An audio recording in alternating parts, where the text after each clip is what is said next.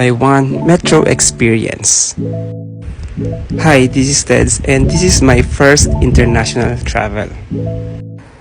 Isa sa pinaka-excited akong ma-experience sa Taiwan bukod sa kanilang mga tourist destination ay ang kanilang metro system.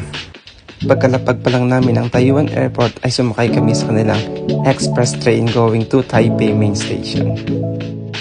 Grabe, sobrang ganda at sobrang linis ng kanilang mga tren dito sa Taiwan.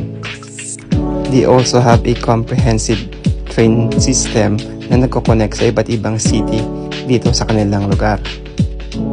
If first time mong sumakay ng kanilang MRT ay talaga namang maliligaw ka. So kailangan mo lang sundan yung mga signages and magtanong-tanong kapag hindi mo na alam kung saan ka sasakay or lilipat ng linya. Their train system also have screen platform for extra security. Look at that. Ang ganda.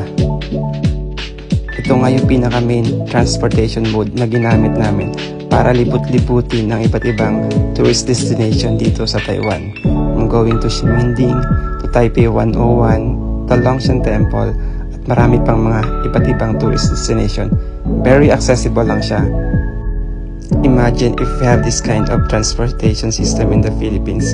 Sobrang gaan siguro ng buhay ng mga commuter. And I believe makapagdagdag din ito ng productivity ng mga nagtatrabaho sa Metro Manila. Taiwan transport system is way beyond sa kung anong meron tayo sa Pilipinas. Pagpasok mo pa lang ng loob ng tren ay makikita mo na sobrang disiplinado ng mga tao.